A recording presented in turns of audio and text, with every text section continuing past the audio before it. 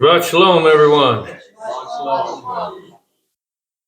And we're in Genesis 9 today. Isn't that Exodus? Or, yeah, that might be. I think it is, come think of it. Have to excuse me. Exodus 9. My apologies. I left my glasses in the tractor. Right place, wrong word. Yeah. Right numbers, just wrong. Yep. And Yahweh said to Moshe, "Go into Pharaoh and speak to him.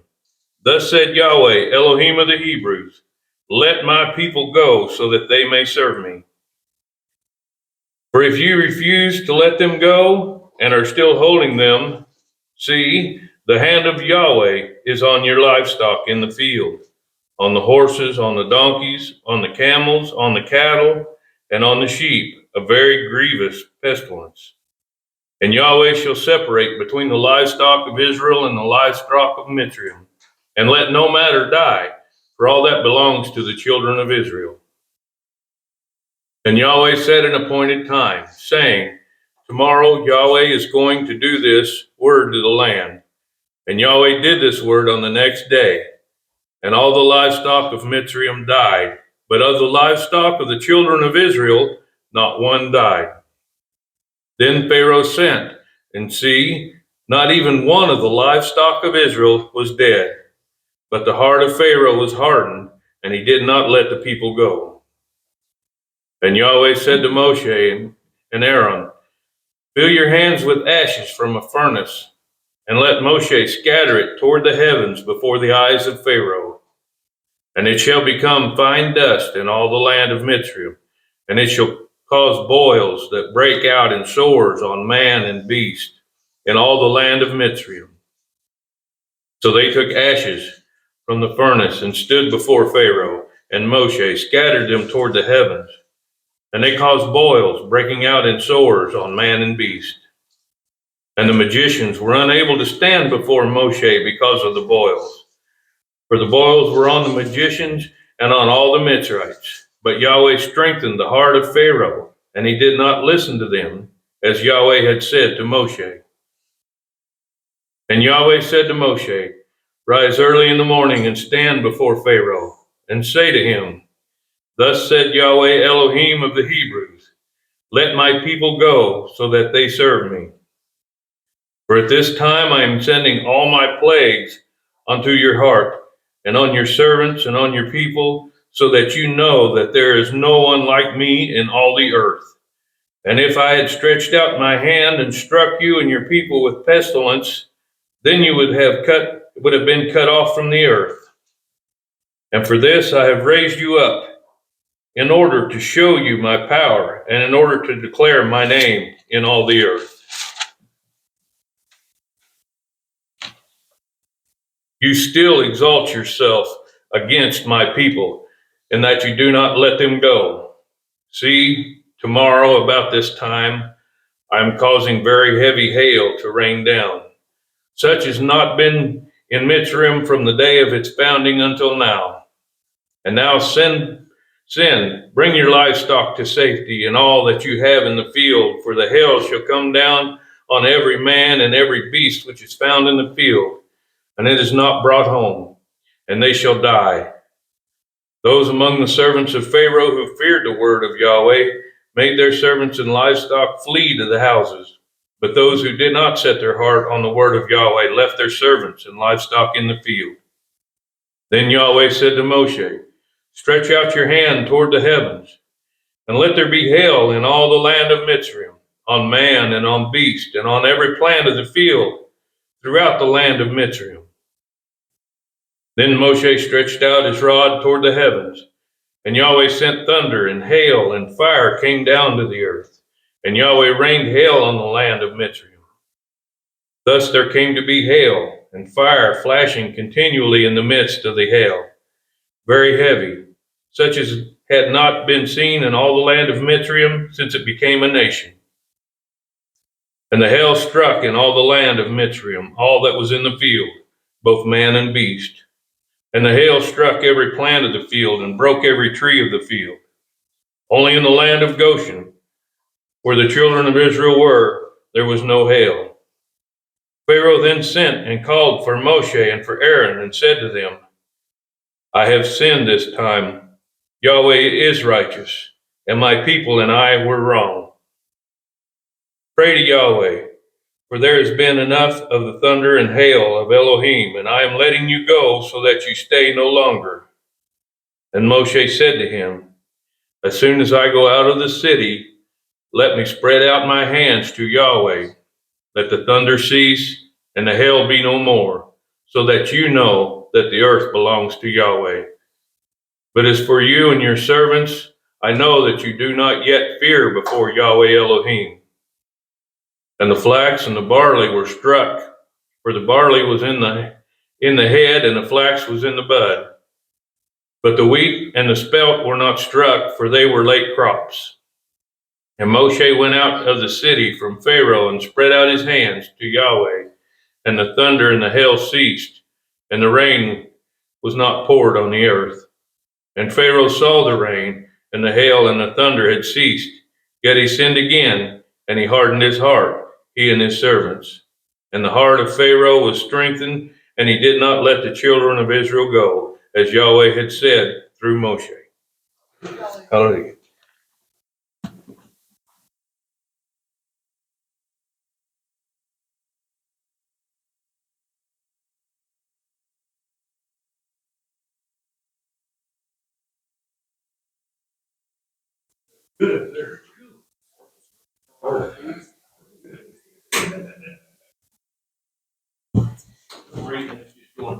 Right there. The Brit Hadashah, we're reading Hebrews 3 today. Hebrews 3.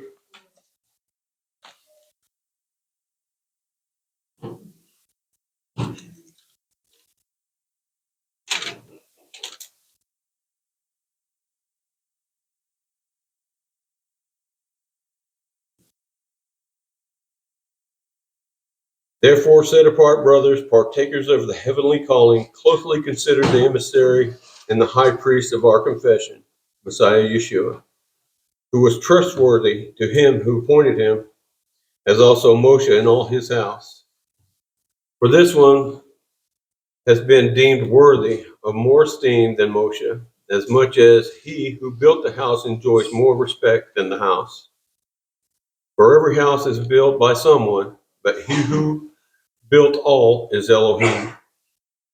Moshe indeed was trustworthy in all his house as a servant for a witness of what would be spoken later.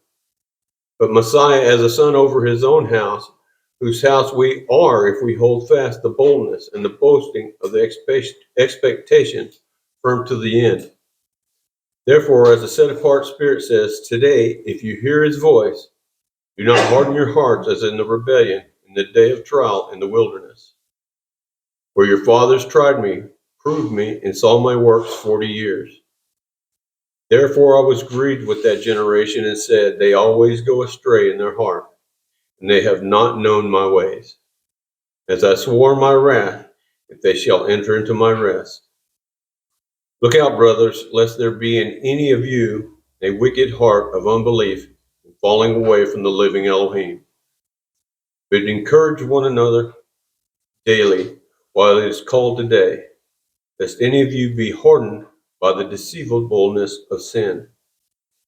For we have become partakers of Messiah if we hold fast the beginning of our trust firm to the end. While it is said today, if you hear his voice, do not harden your heart as in the rebellion. For who having heard rebelled, was it not all who came out of Mitzrayim led by Moshe? And with whom was he grieved 40 years? Was it not those who sinned, whose corpses fell in the wilderness? To whom did he swear that they would not enter into his rest, but those who did not obey? So we see that they were unable to enter in because of unbelief.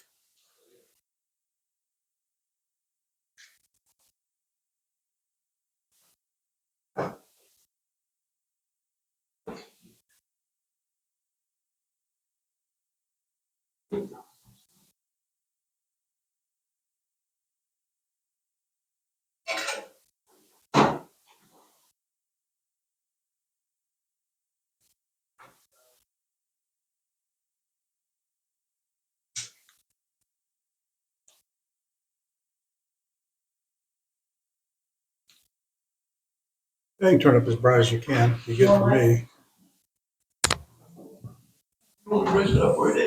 I got it.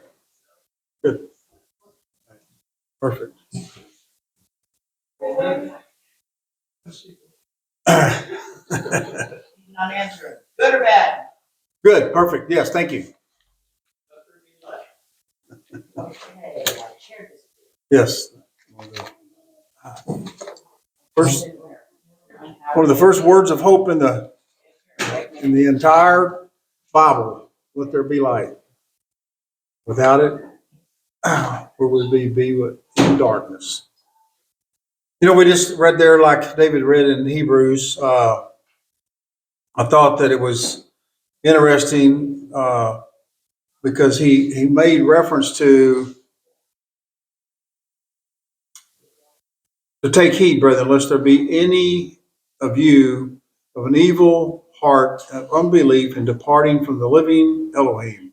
But exhort one another daily, as it is called today, lest any of you be hardened through the deceitfulness of sin. You know, that term, the deceitfulness of sin, seems to be something that the Bible has a lot to say about. And it's one of the things that I kind of wanted to touch on today. You know, a couple of weeks ago, I had talked a little bit about trying to tie in the world events. I thought, at least the way that I could see them in my mind, and thinking how or what should we be looking at with the events that have just transpired, you know, for us in our country,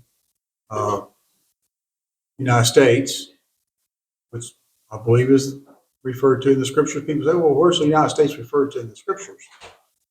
Ephraim. That's where it's referred to. And it talks about Ephraim in the Bible. So the elections that we just had, we all had hopes and then some reservations as about what might happen. And so I had mentioned that one of the things that came to my mind was that with the election of Trump being a very outwardly, vocally supporter of the country of Israel, we know that the country of Israel, that geographical land, is not the same as what the Bible refers to as Israel scattered in the four corners in the nations. We are Israel. We are part of Israel. We don't necessarily make up all of Israel, but we are, I believe, without a doubt, Israel that's being called to Yahweh in this last days. You know, in the book of Deuteronomy, when Moses is given the prophecy of what would happen to the children of Israel in the latter days, he said that they would turn from Yahweh and he would scatter them. But he also made the prophecy that if they would turn and seek him with all their might and all their soul, that he would hear their voice from afar and that he would bring them back. And the book of Hebrews that we just read in that chapter was referring to that day, that rest, you know, and it was the whole thing about Exodus and taking the children of Israel out of Egypt was to take him into a land of rest. And it was Yahweh's promised land. It was where Yahweh promised to Abraham and his seed.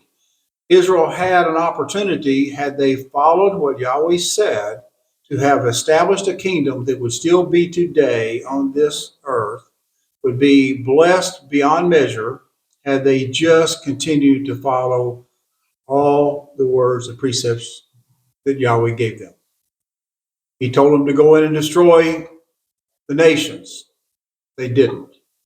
He said, don't learn their ways. Do not worship me after their customs. Do not learn to worship after their practices.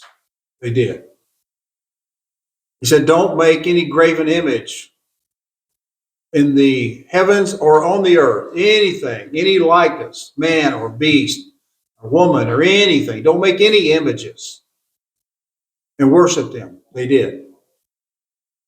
Everything he told them not to do, they did. But yet he offered them a promised land, a time of peace, enter into his rest. Well, that rest seems to be on my mind more and more. And maybe it's because the scripture says as the day approaches, that we should encourage one another. That's why we're here. That's why it's so important to have fellowship with brethren. We've been missing 2 weeks and Connie and I are like in withdrawals. So it's like, we really, really, really need that time when we are with brethren to encourage one another, to be encouraged, to offer the praise to Yahweh, to come before his throne and know that he looks upon us of all his creation. He has the mind to look at us and see what we do. And because we praise his name, you don't understand just how important it is when you praise Yahweh's name.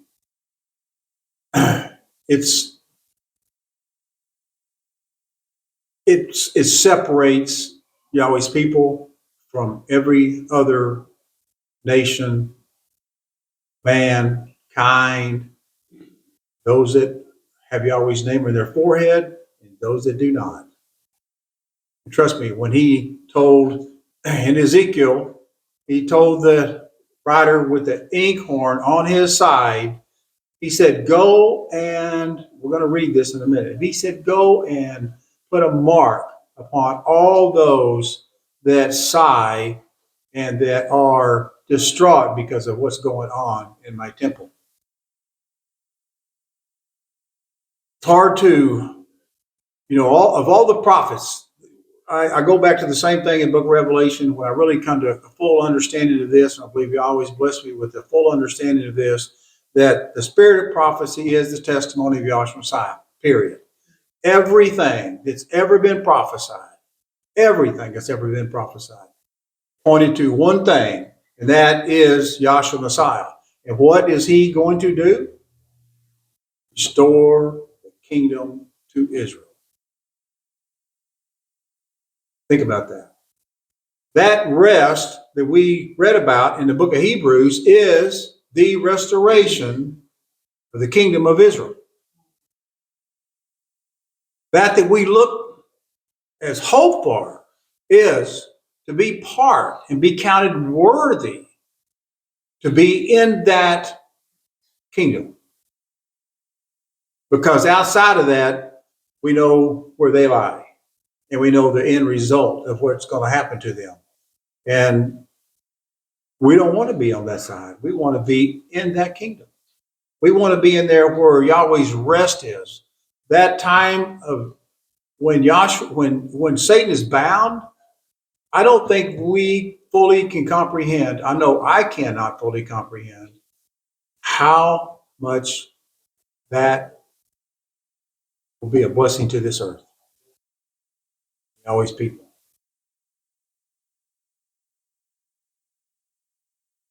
That's the rest right there. And then to restore the earth back to what it was created, not what it's become because of man's sinful ways. And trust me, the great and terrible day of Yahweh, as spoken about in the Bible in so many places, if you just start to think, you just make a mental note every time you read that word, the great and terrible day, it is like over and over and over in the prophets. Because that ushers in the restoration of the kingdom of Israel.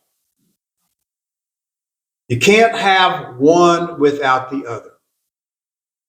So in Matthew, we have many prophecies. The Bible is full of the prophecies of the testimony of Yahshua Messiah being the core of that and what's going to happen.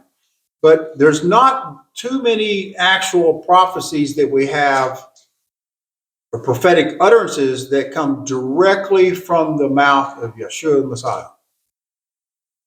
Matthew 24 is definitely one of them. The other, I believe, without a doubt, is the book of Revelation, because it is his revelation given to John. It's not John's revelation. John just recorded Joshua's revelation. So, in the 24th chapter, Joshua went up and he had departed from the temple. Now, they had been publicly in an area where people were all around him.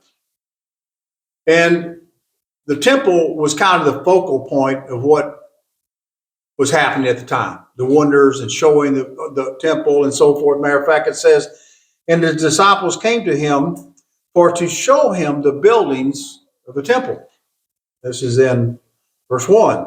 And Joshua said unto them, see ye that all these things, verily or truly I say unto you, there shall not be left here one stone upon another that shall not be thrown down. Now, we as believers, and we look over at the Temple Mount today, and we have the Wailing Wall, and you can see there seems to be some stones that are on top of each other. But Joshua says the time's coming when that's not going to be the case. So I would say either he didn't fully understand what they were showing him, or there's something yet to happen. Something going to happen to fulfill what he said, and I believe what he says is going to be absolutely true. There's no doubt about it.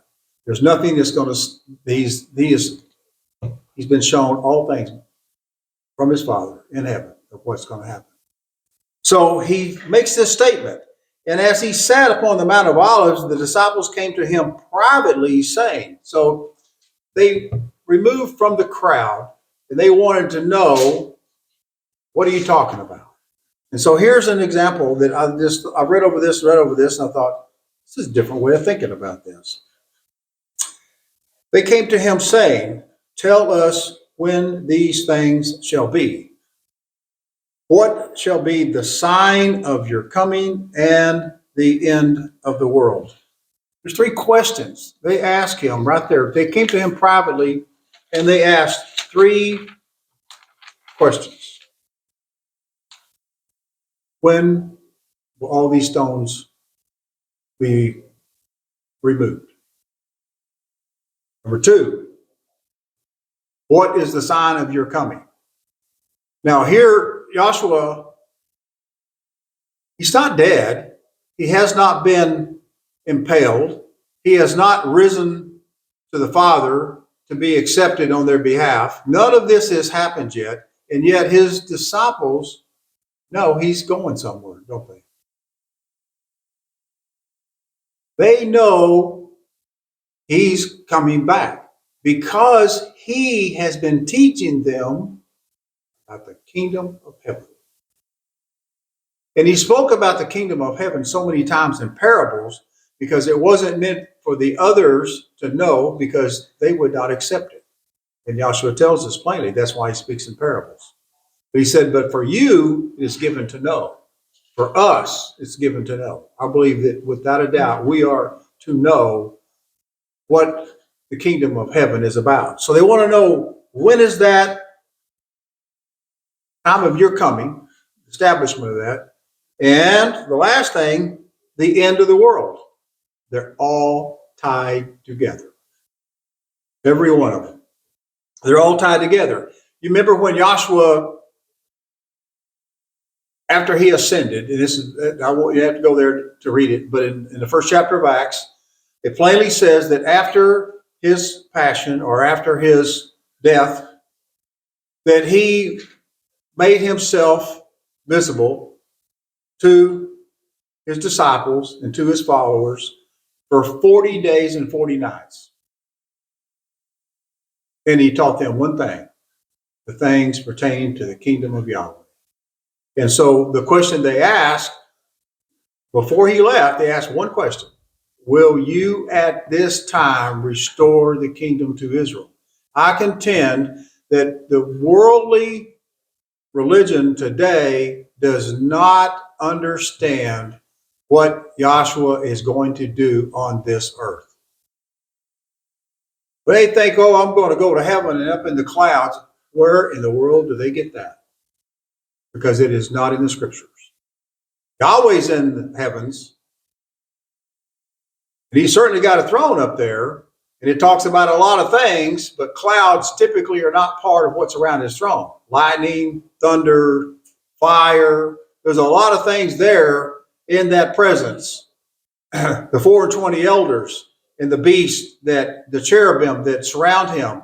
All of these are very apparent in the prophets that have been there, that have saw this, that Yahweh took them there in their mind, in the spirit, took them there. Ezekiel being one of them, for sure. I didn't see nobody up there strumming on harps and no pearly gates. Who made this stuff up? Why is it so prevalent today in the teaching? Why? When it is about the restoration of the kingdom of Israel. When they asked him before he left, will you at this time restore the kingdom? The kingdom is the eternal rest. It is that 1,000-year reign. It is that seventh day. And then at the end of that, guess what? The eighth day, the new heavens, the new earth. It's not hard to understand what Yahweh has in store for his people if you just open your mind and read the word and let the word tell you, not what people dream about. False prophets. So what does he say? Joshua answered and said unto them, take heed that let no man deceive you. That was interesting because I thought, that's just exactly what we read in Hebrews. Don't be deceived. Deception. What is it that Satan wants to do to the children of Israel? He wants to deceive us.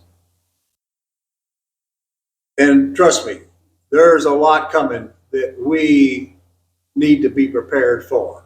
We need to be rooted firmly over and over. There's Paul and Peter and the apostles taught one thing in kind of a core teaching: don't be deceived.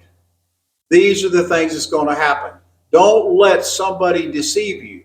They say, oh, he's here, he's there. Don't be deceived. It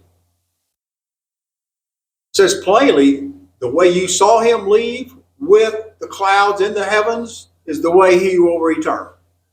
It will be as the lightning shining from the east to the west. Nobody on the face of the earth is not going to know that Yahshua returns. And it won't be a secret for anybody.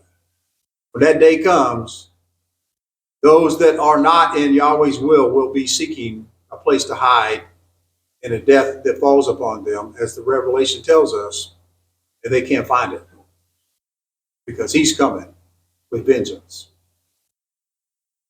You know, the scripture says that, matter of fact, let's just turn over to 2 Thessalonians. Something that's interesting, that how the mindset of Yahweh. This should be our mindset. In 1 Thessalonians, here is Paul and Silvanus and Timothy. They're all writing to the assembly at Thessalonians.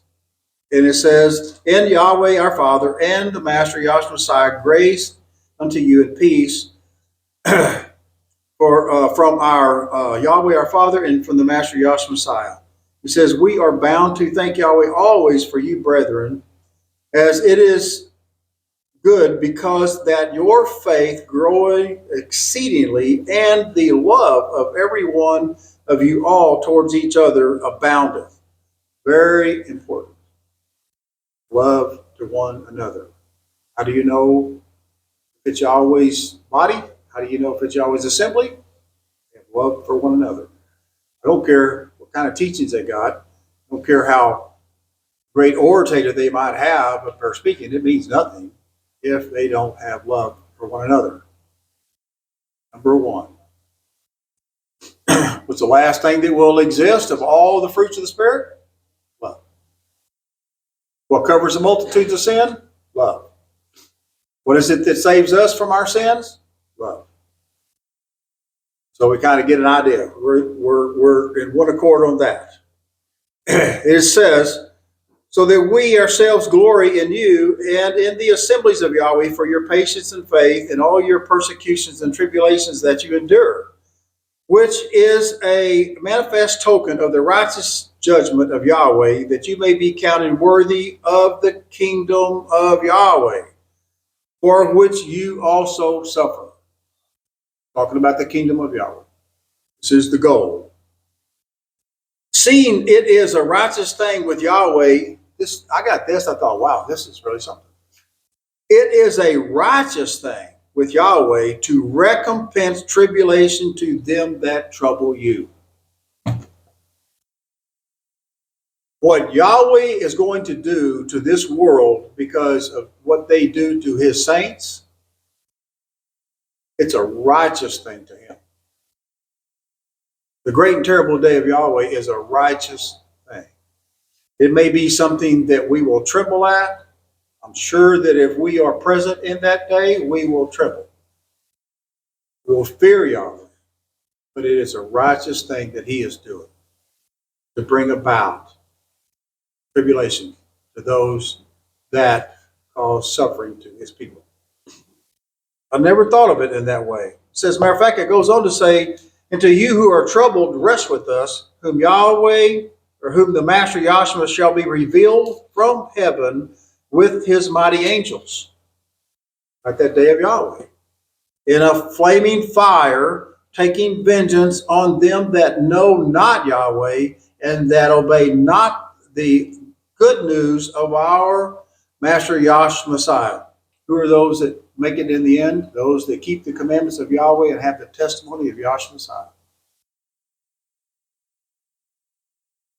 The commandments of Yahweh and the testimony of Yahshua Messiah. He says, who shall be punished with everlasting destruction from the presence of the Master and from the glory of his power, when he shall come, and to be glorified in his saints, and to be admired in all them that believe, because our testimony among you was believed in that day. Wherefore we also pray for you, that Yahweh would count you worthy of this calling, and fulfill all good pleasure of his goodness, and the work of faith with power, that the name of our Master, Yahshua Messiah, may be glorified in you, and you in him, according to the grace of our Elohim and the Master, Yahshua Messiah. And what does he do? Now we beseech you, brethren, by the coming of our Master, Yahshua Messiah, and by our gathering together with him, that you be not soon shaken in mind, or be troubled, neither by spirit, nor by word, nor by letter, as from us, that day is at hand. Let no man deceive you by any means, for that day shall not come, except there come a falling away first. And that the man of sin be revealed, the son of perdition, who opposeth and exalteth himself above all that is called Elohim, or that is worshipped, so that he as Elohim sitteth in the temple of Yahweh, showing himself that he is Elohim. So now you kind of get an understanding of why there's not going to be one stone left upon another. Because where's he going to be setting? He's going to set in Yahweh's temple. And he's going to take on the counterfeit role. And so now you get an understanding of why there's not going to be a stone left upon another, because when Yahweh gets done with it, there won't be anything left.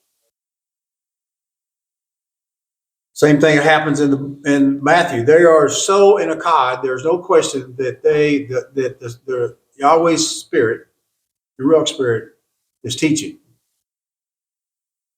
Comforter will come and he will reveal all things. And he did so to the apostles and to us. That it says, and Joshua says, that Joshua said, take heed that no man deceive you, for many shall come in my name, saying, I am Messiah, and shall deceive many. And you shall hear of wars and rumors of wars. So we'll go back to the questions. They asked him 3 questions, and he starts out to give the answer to the 3 questions. The 3 questions are, when shall the things be? No stones left upon another. What will be the sign of your coming and the end of the world? 3 things, 3 questions, all tied together. And he answers it by saying, take heed, let no man deceive you. This is what we read in Thessalonians. Don't be deceived. This is what Satan is going to try to do to us, to deceive us. And the scripture says, unless those days be short, even the very elect could be deceived.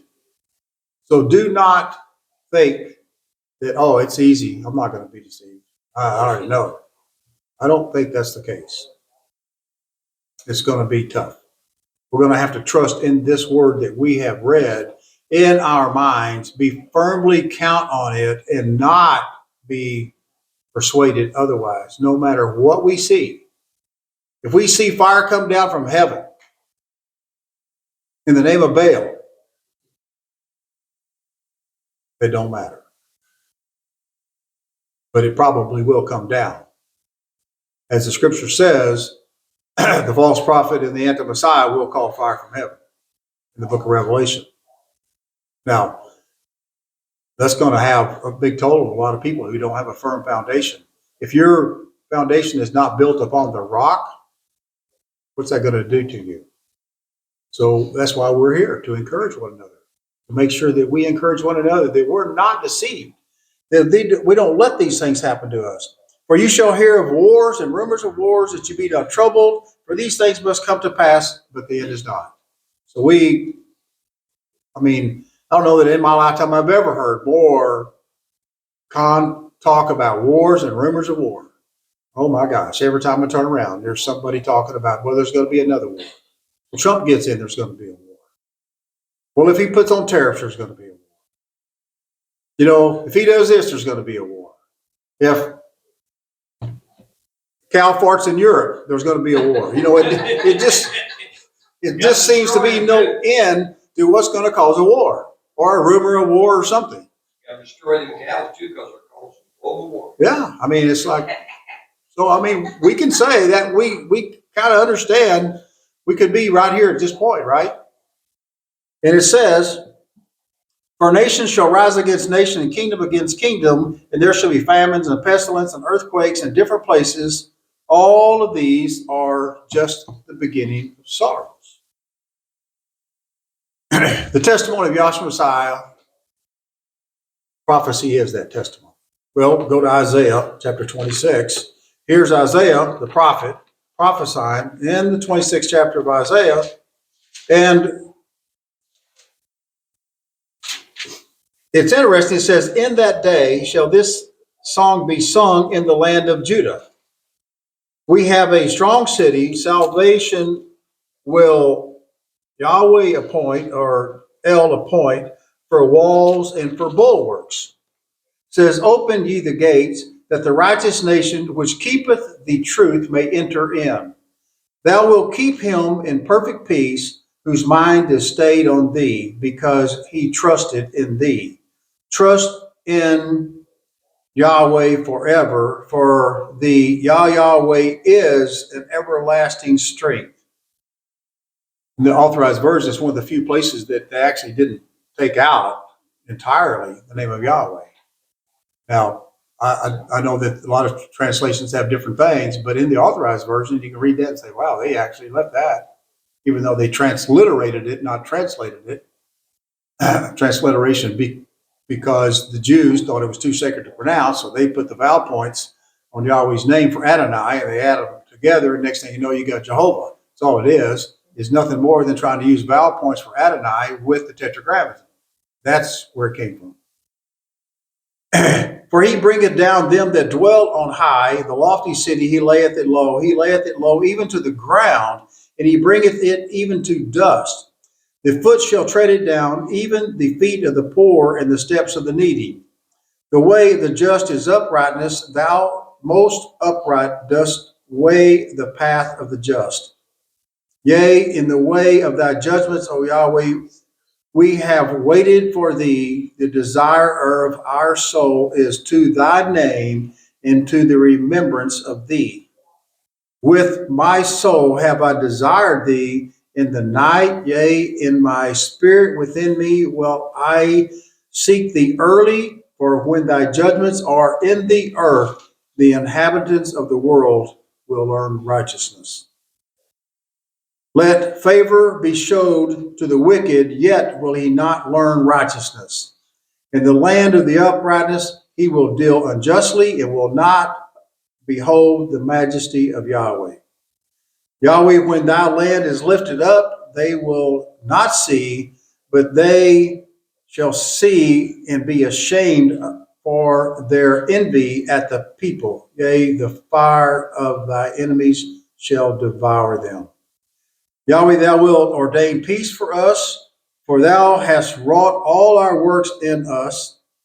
O Yahweh, our Elohim, other masters besides thee have had dominion over us, but by thee only will we make mention of thy name. They are dead, they shall not live. They are deceased, they shall not rise. Therefore hast thou visited and destroyed them and made all their memory to perish. Thou hast increased the nation, O Yahweh, thou hast increased the nation. Thou art glorified and hast removed it far into all the ends of the earth. Yahweh, in trouble have they visited thee.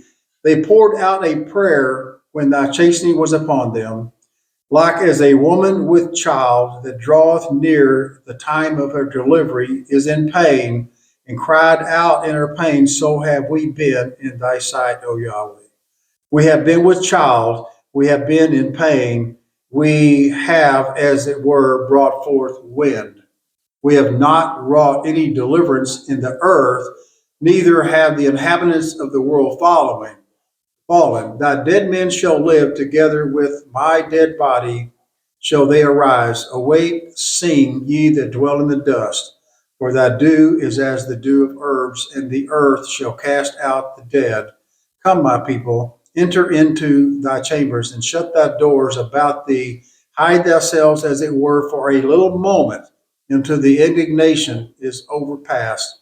For Yahweh cometh out of his place to punish the inhabitants of the earth for their iniquity, and the earth shall also disclose her blood, and shall no more cover her slain. In that day, with his sore and great and strong sword, shall punish Leviathan, the piercing serpent, even Leviathan, that crooked serpent, and he shall slay the dragon that is in the sea. In Revelation 13:2, where's the dragon come up out of the sea? In that day, sing ye unto her a vineyard of red wine. I, Yahweh, do keep it. I will water it every moment, lest any hurt it. I will keep it day and night. Fury is not in me, who would set the briars and thorns against me in battle. I would go through them. I will burn them together. It goes on to say in verse 8 that thou wilt debate with it. He stayeth his rough wind in the day of the east wind. By this, therefore, shall the iniquity of Jacob be purged, and this is all the fruit, and take away his sin. When he maketh all the stones of the altar, as chalk stones that are beaten in sunder, and the groves and the images shall not stand up. Isaiah said that they would be as chalkstone ground. So Joshua goes on to say, beginning of sorrows, then shall they deliver you up to be afflicted, and shall kill you, and you shall be hated of all nations for my name's sake. It's still coming. Be prepared. Not that it hasn't happened already, but it's still going to be more fully involved in the earth. Then shall many be offended, and shall betray one another, and shall hate one another. That great falling away. But don't man deceive you, unless that great falling away come first. Is this what it's referring to?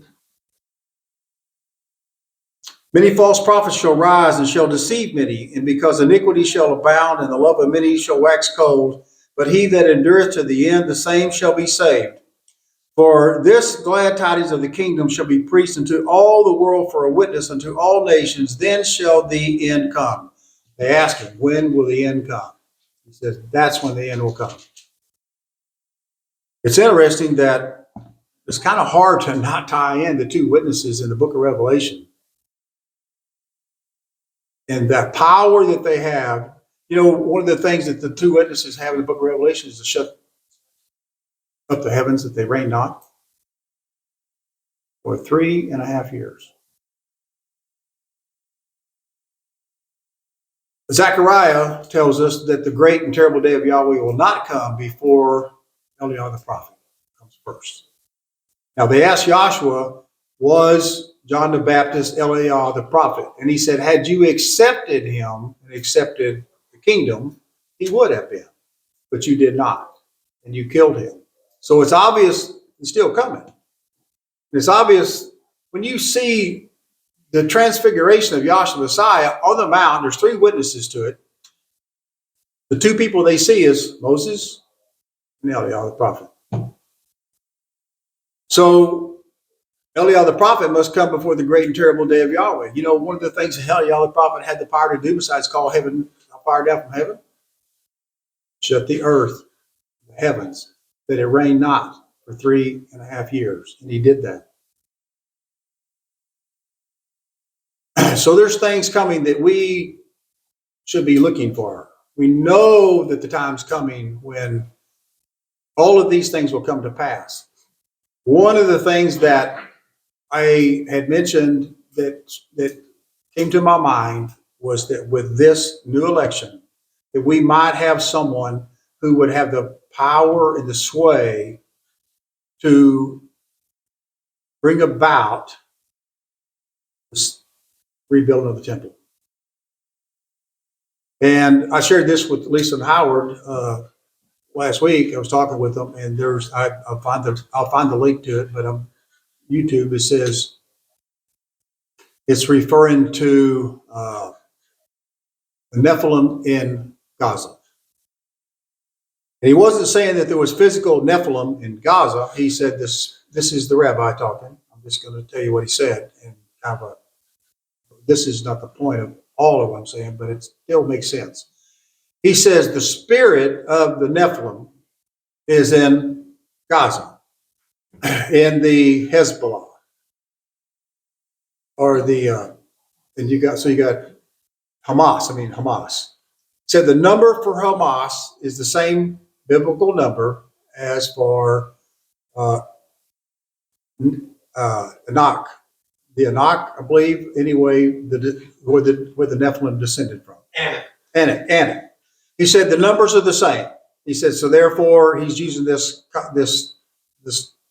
analogy. And he's talking about all these different things. And he gets into Trump and he says, oh, by the way, his name basically in numbers, of course, in Hebrews, all the alphabet is equal to a number, Aleph being 1. And I don't know all the numbers, and I'm not into the numerology, and I'm sure there's a lot to it, and there's probably a lot to be learned by it. I don't know it, so I'm not going to say that I do. But he made this statement. This is what got my attention. He made this statement that he said that Donald Trump's number, and I don't know how they got that. Maybe they translated it into Hebrew and added up the numbers. But he says his name equals the Son of David. And he says, well, we know he's not. This is the rabbi talking. He says, well, we know he's not going to be the Messiah. But he says he thought that he would have a key integral role in building the temple for the return of the Messiah. I thought. That's Mike Huckabee's main mission too. He appointed him as ambassador to Israel. Did he? Yes. Yes. He goes over there every 2 months. So there's something to this. There very well could be something to this. And so if we see that rebuilding of the temple, then what is it that we are looking for? Because Joshua says, when you see when the message has been preached to all the world, the end shall come, and when you therefore shall see the abomination of desolation spoken by Daniel the prophet stand in the holy place, whosoever readeth, let him understand it. That's what we just read in 2 Thessalonians. That he would sit in the holy place and proclaim to be Yahweh himself. Well, Daniel spoke of it in the 12th chapter. I believe it's 12th chapter, maybe 11:12 or 12:11, one of the two.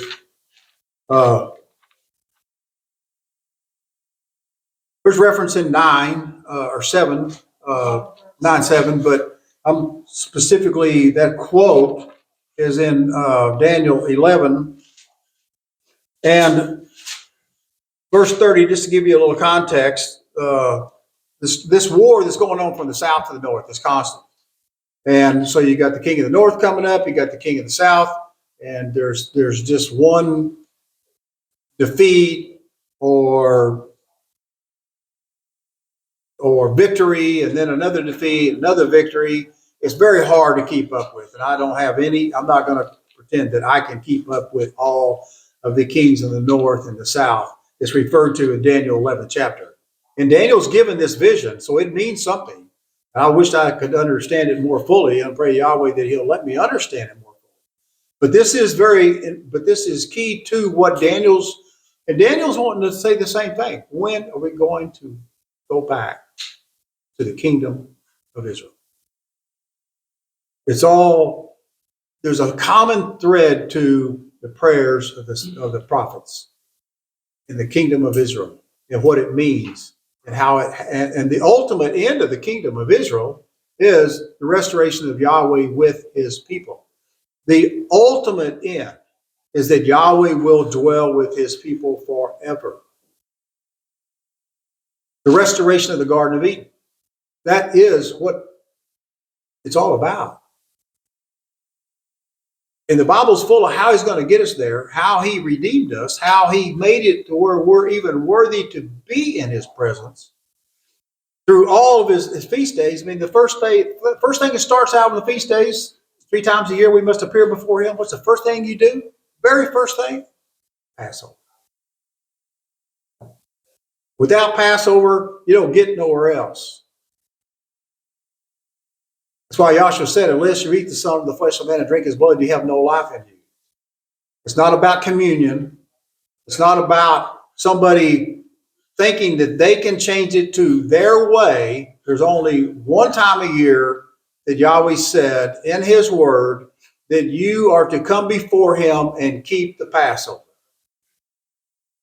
And it's all prophetic of one thing, and that is the second death passing over us.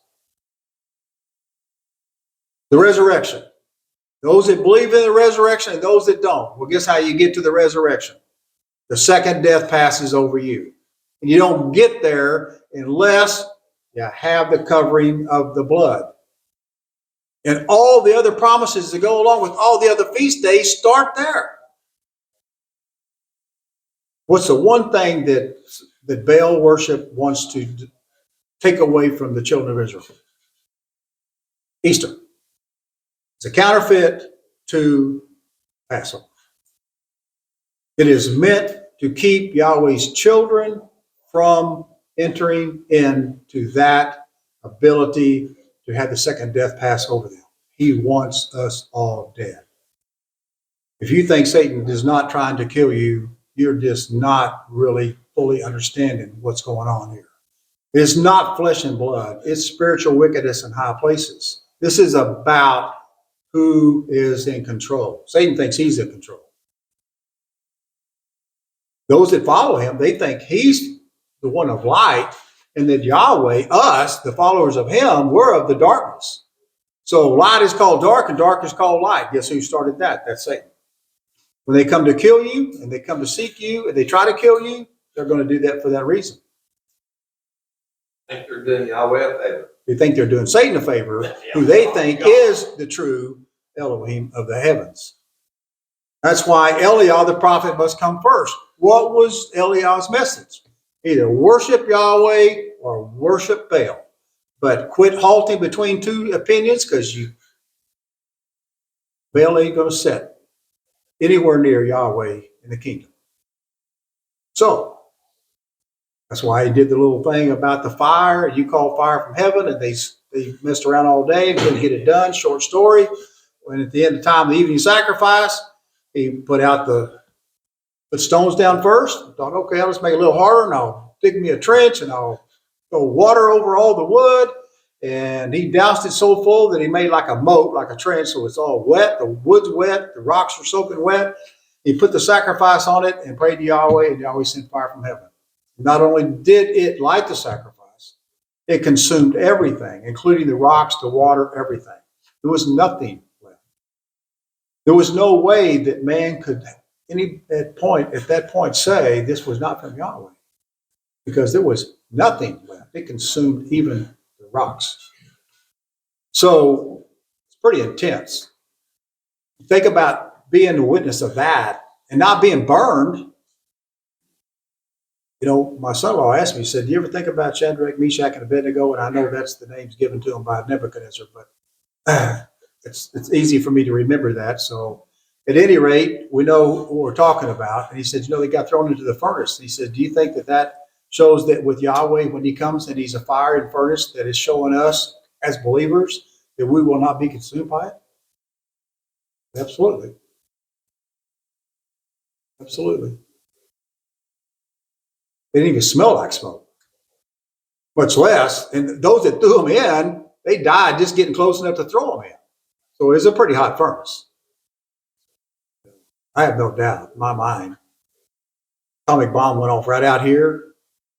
We wouldn't even smell like smoke if Yahweh don't us. If he protects us, puts his hand there, we won't even smell like smoke. That's who we serve. So in Daniel, what does it say? It says, talking about I don't know if it says king of the north or the south, but anyway, it says, the ships of Chittim shall come against him, and therefore he shall be grieved and return and have indignation against the set apart covenant. And he shall even return and have intelligence with them that forsake the set apart covenant, and arms shall stand on his part, and they shall pollute the sanctuary of strength, and they shall take away the daily sacrifice, and they shall place the abomination that maketh desolate. That's what Daniel's talking about. I don't know. I mean, you could go to Ezekiel and you could read of all the things. I mean, there's something about what Yahweh showed Ezekiel. He said, come and I'm going to took him between the heavens and the earth. He took him into the temple. And one of the first things he saw was that they were worshiping to the north. They were worshiping Baal. And then he shows them something else, that hole in the wall where they have all kinds of creeping, every foul, everything. Matter of fact, if you take Peter's vision and you put it right there, and we're talking about food now, not men. Peter's vision was about men. But if you took that, that's kind of what they're seeing right there. It's like, well, they're good with that. And then the next thing you know, they're worshiping the stars and the moon, the heavens. They always said in Deuteronomy, forbid it. What are they doing in his temple? They're doing this in his temple. Then they open up another door, and then they see the women weeping for Tammuz. Who's Tammuz? Anybody know?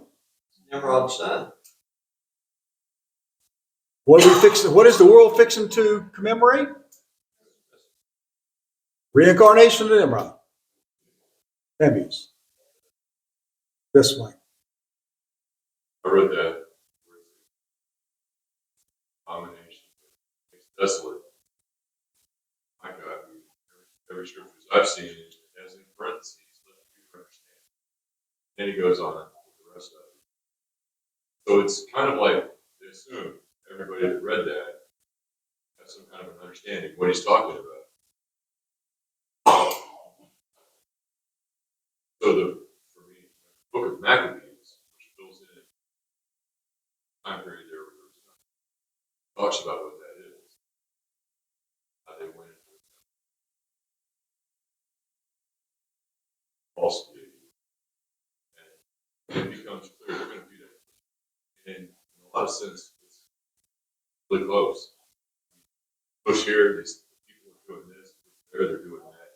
Right here in this country, we're doing this, we're doing that.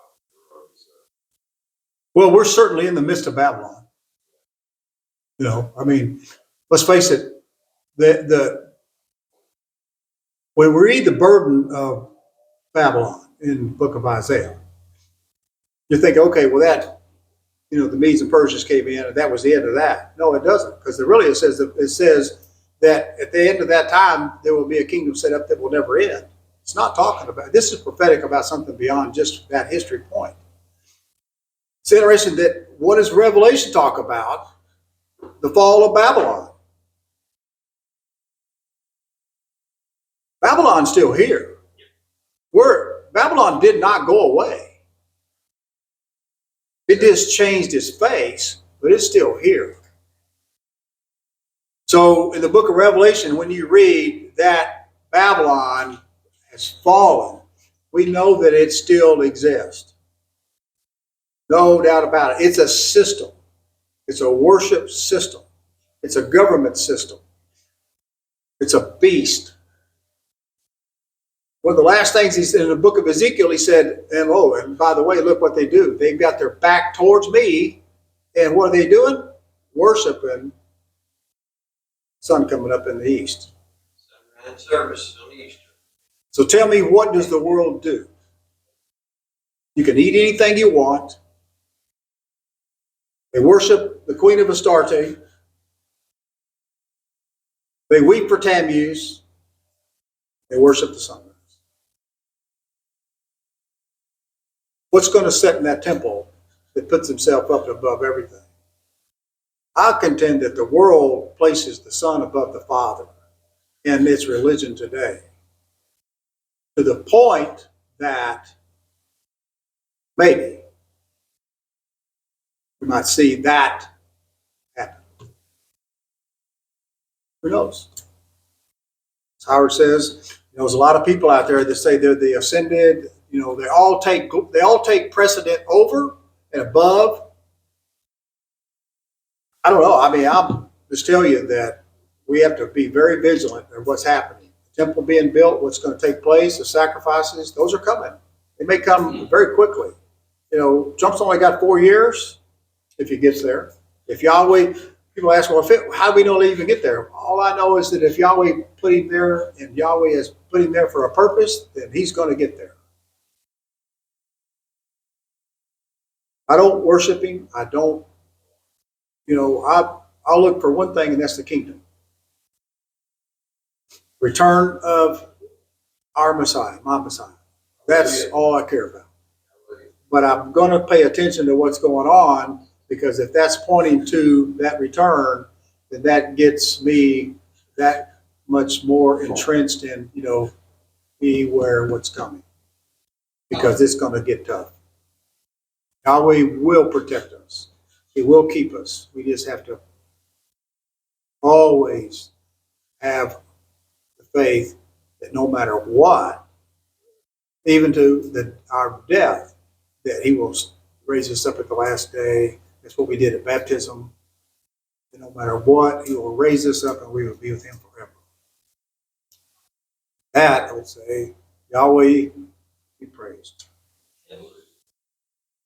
Anybody have any comments on the, I think it's an interesting topic about what's the abomination to make it desolate. So.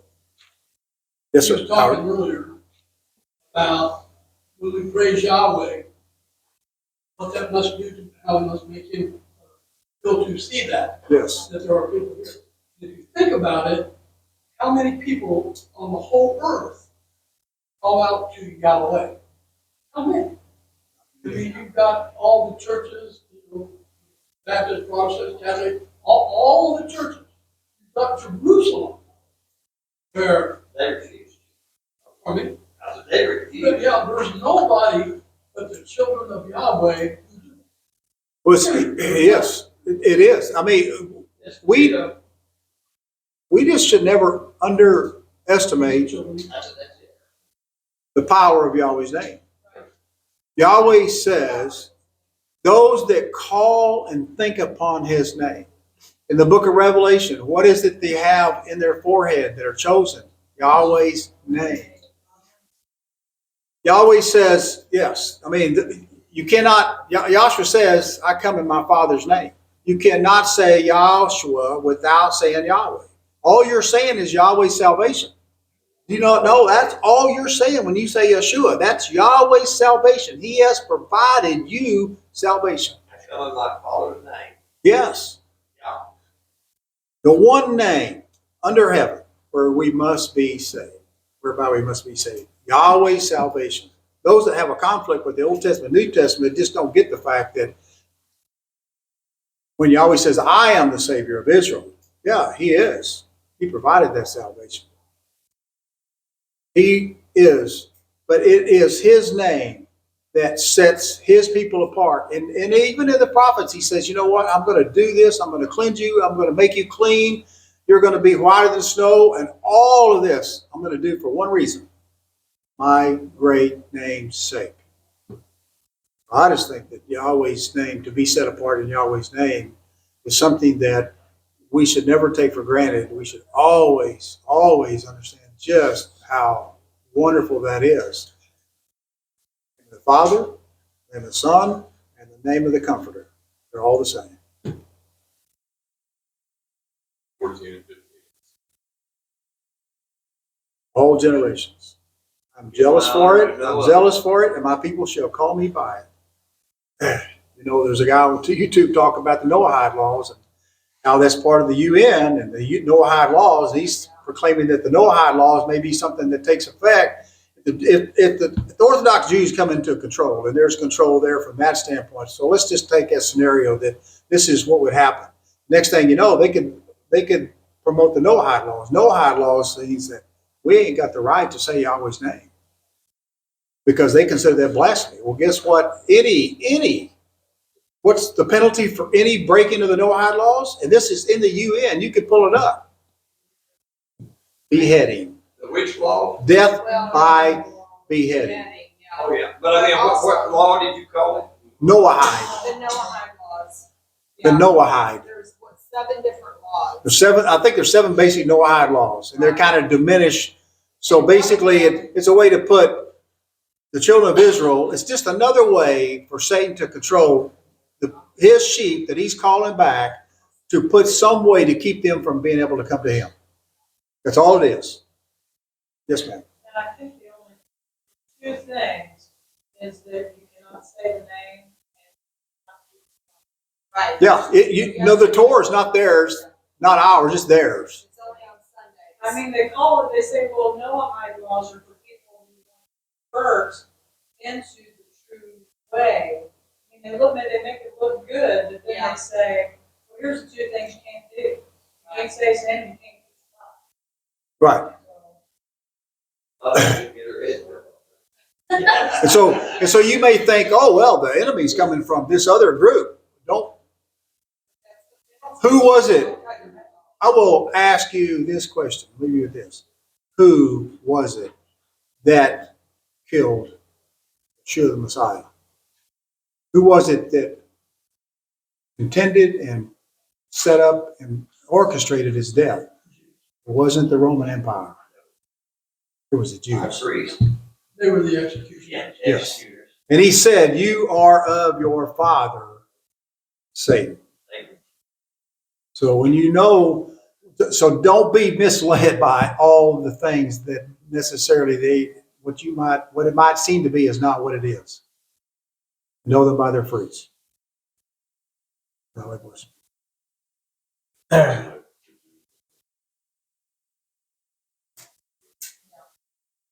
Good message. Yeah, well, very good.